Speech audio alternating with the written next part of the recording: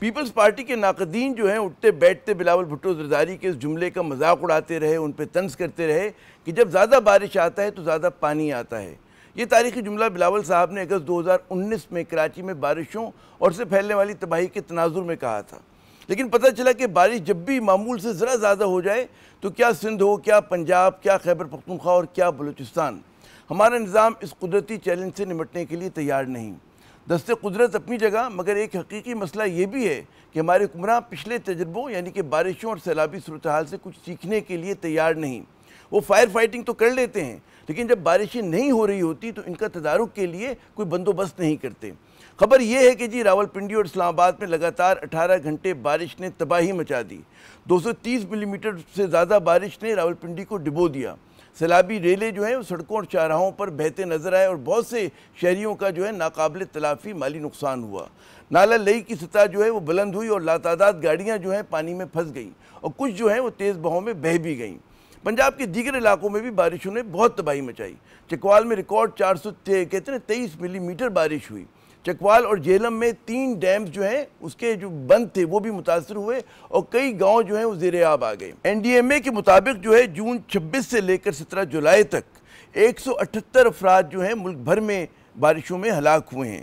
ज़्यादातर अमवात जो हैं वो पंजाब में हुई हैं।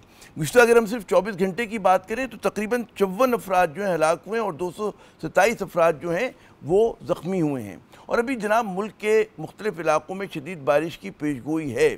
सिंध की अगर बात करें तो हैदराबाद में पीर को 107 मिलीमीटर बारिश हुई और शहर के जो बेशतर इलाके थे वो डूब गए।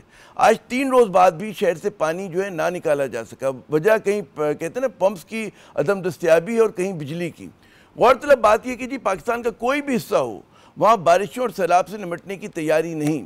जब आबी गुजरगाहों पर तामीरात हों, बिना सोचे समझे, बिना मनसूबाबंदी के आबादियाँ जो हैं वो बनाई जाती हों, पानी बहने के जो कुदरती रास्तों को रोका जाता हो सड़कों के ज़रिए और दीगर चीज़ों के ज़रिए, तो फिर सैलाबी और बारिशों का जो पानी का जो मसला है वो दो चंद हो जाता है। तो जनाब एक तरफ मुमलिकत खुदादाद में सैलाबी सूरत हाल, दूसरी जानिब आम पाकिस्तानी कहते हैं ना महंगाई के सैलाबी रेले का शिकार है।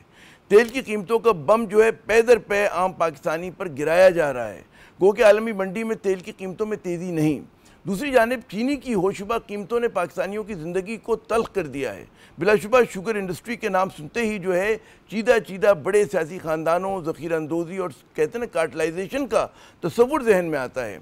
इसीलिए शुगर इंडस्ट्री को पाकिस्तान की सबसे बड़ी सियासी इंडस्ट्री भी कहा जाता है।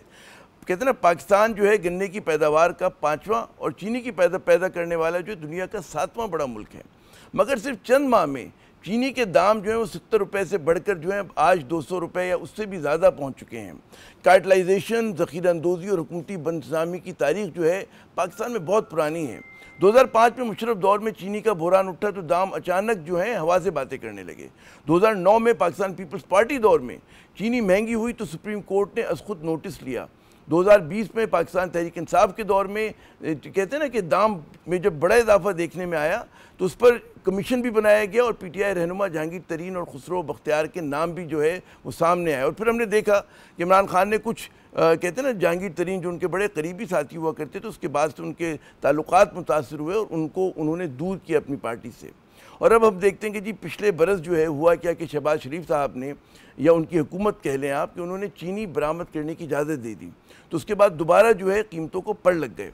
मामला कुछ भी हो, शुगर मिलों के सियासी मालकान हमेशा माल बनाने और अवाम जो है भारी कीमत पर चीनी ख़रीदने के मतलब है सज़ावार हमेशा ठहरते रहे हैं। इसकी वजह यह कि जी चीनी के दाम जो है मार्केट नहीं बल्कि शुगर मिलें कंट्रोल करती हैं, जो यानी कि उनका जो कार्टेल है वो कंट्रोल करता है। तो आज के प्रोग्राम में इस मसले पर भी हम बात करेंगे। सवाल तो बनता ये भी है कि शहबाज शरीफ साहब उठते बैठते कहते हैं कि जी मईशत को उन्होंने संभाल लिया, लेकिन इनके इस कारनामे का फ़ायदा जो है वो आम पाकिस्तानी को नहीं पहुँचता।